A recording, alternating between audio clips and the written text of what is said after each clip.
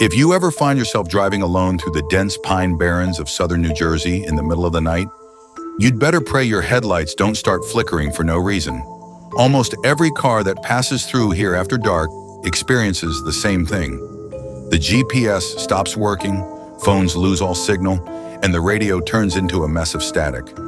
In that eerie silence, it feels like the whole world outside has vanished, sealed off by some invisible barrier. In the dead of night, the only sounds you'll hear are your own heartbeat and those chilling, otherworldly screams echoing from deep inside the woods.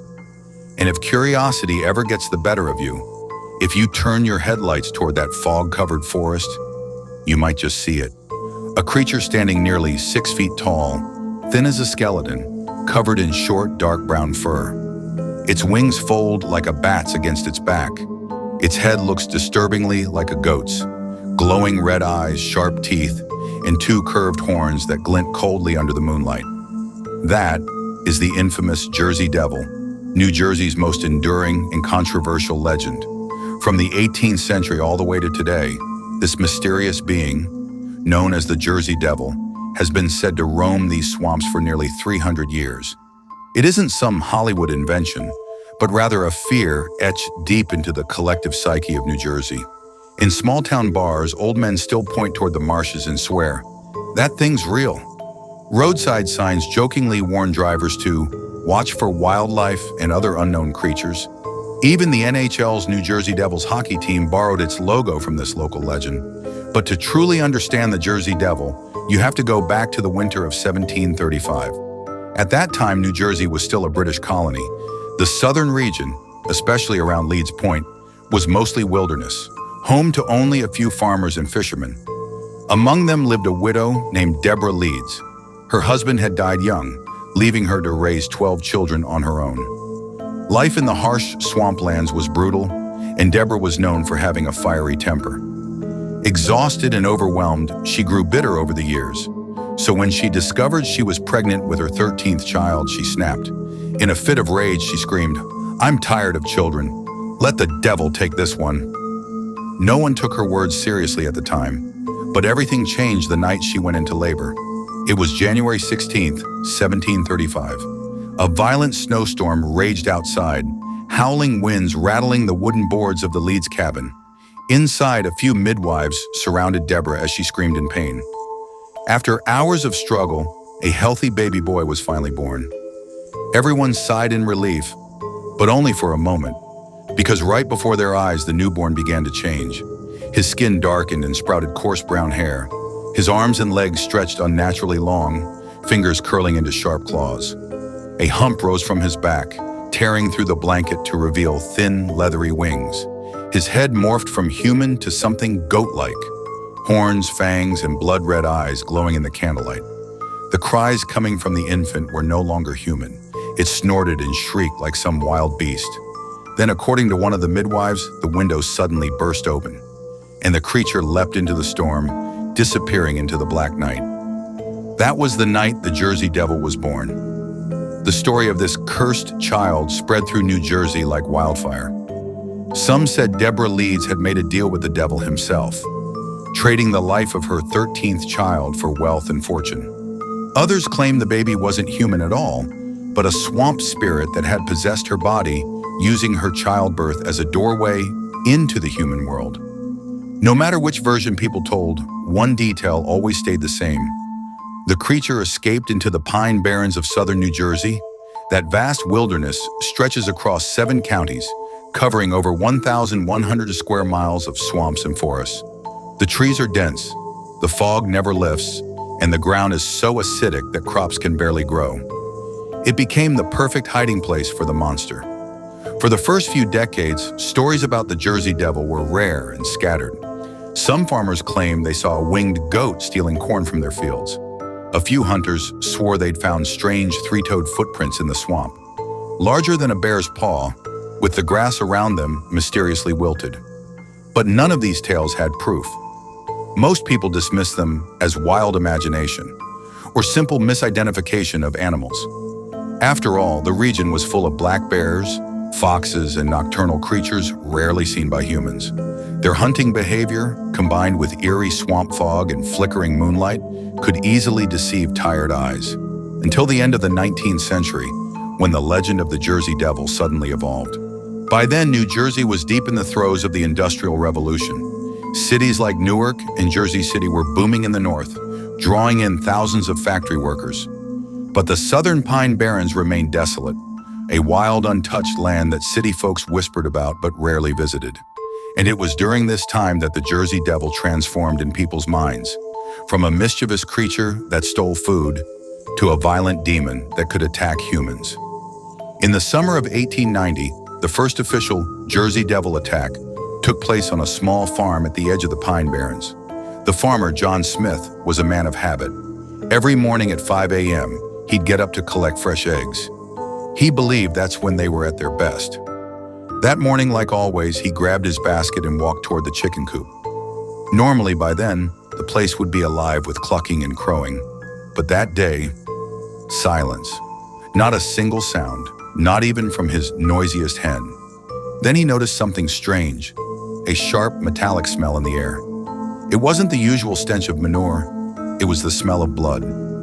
Uneasy, Smith quickened his pace toward the coop. When he got there, he saw the wooden door hanging crooked, as if something had slammed it open from the inside.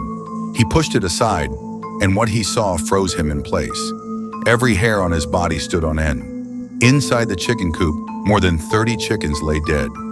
Every single one with its neck twisted clean around, their bodies scattered across the hay like the aftermath of a massacre. Feathers and blood covered the floor, as if some violent predator had torn through in a frenzy. On the inside wall of the coop, 3 long claw marks were gouged deep into the wood, each about 4 inches long and half an inch deep, edges so sharp they looked like they'd been carved with a knife. Panicked, Smith ran to find Old Joe, a seasoned hunter from the nearby woods, hoping he could identify what kind of animal did this. Joe examined the scratches closely, measuring them with his fingers, then shook his head. This wasn't a bear. Not a fox, not even a wolf, he said firmly. Wolves leave 4 claw marks, bears have wider prints, and fox scratches are much shallower. As the 2 men were discussing what kind of creature could have done it, a sudden scream from Smith's wife shattered the silence. Both men turned toward the sound. What they saw made their blood run cold. It wasn't just the chickens. One of their cows was gone too. The fence around the pen was still perfectly intact, but the stall stood completely empty. Searching carefully inside, they found only a pool of blood soaking into the straw. The blood trail stretched from the barn door down a narrow dirt path, leading straight toward the edge of the swamp, and then it stopped. At the end of the trail in the thick, muddy ground, there were no footprints, only faint drag marks, as if something had pulled the cow deep into the marsh. The width of the marks was just about the size of a full-grown cow's body.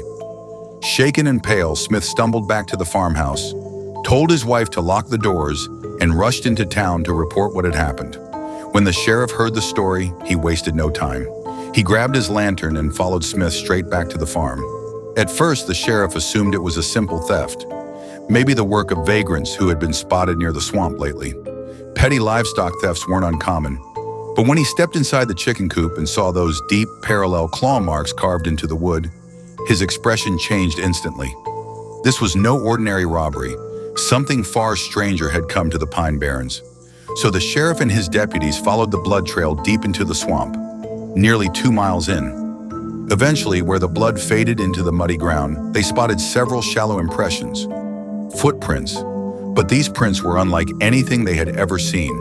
Each print had only 3 toes, each ending in sharp, claw-like points. The prints measured about 10 inches long, and the stride, an unbelievable 4 feet. "My God," one deputy muttered under his breath, staring at the ground. How tall would something like that even be? No one could blame him for being shaken. A full-grown black bear's stride is no more than 2 feet, and even a massive moose only manages around 3. The sheriff crouched down, placed his hand over one of the prints, and after measuring it carefully, realized whatever made these tracks wasn't any known animal. The officers continued searching the area, combing through the brush until the sun dipped low on the horizon. Then near the base of a pine tree by the swamp's edge, they found something else. Several thick black hairs caught on the bark. The strands were smooth and coarse, finer than bear fur, longer than fox hair. One by one, they passed the samples around. But no one could identify what creature they came from. Other than that, there was nothing. No sign of the missing cow, no tracks of a thief, just a trail of blood vanishing into the mud, and the eerie claw marks back in the chicken coop. Silent reminders that something had been there. Before leaving, the sheriff warned Smith to lock his doors and windows at night and to stay far away from the swamp. He pocketed the strange hairs and later sent them to a lab in Philadelphia for analysis. Weeks later, the lab's report came back with only one conclusion: species unknown. And just like that, the case was quietly closed. But the story didn't stay buried for long. A reporter from the New Jersey Herald soon caught wind of what had happened at Smith's farm. At the time, the paper's circulation was small, constantly overshadowed by the New York Times up north. The editor kept pushing his team to find something sensational, something that sells.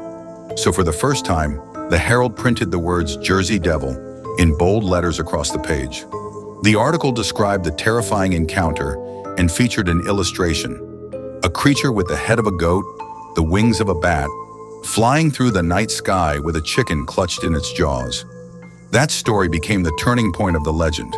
Before the article, it was just an old folk tale, a shadow in the fields, a thief of corn. Afterward, it became something else entirely: a demon with a goat's head, bat wings and claws strong enough to snap a chicken's neck or drag a cow into the swamp. The claw marks in the coop, the three-toed prints in the mud, and the missing cow became the proof everyone pointed to. Over the next few decades, the legend spread from farm to town, from New Jersey to the rest of America, passed from one storyteller to another, growing darker and more chilling with every retelling.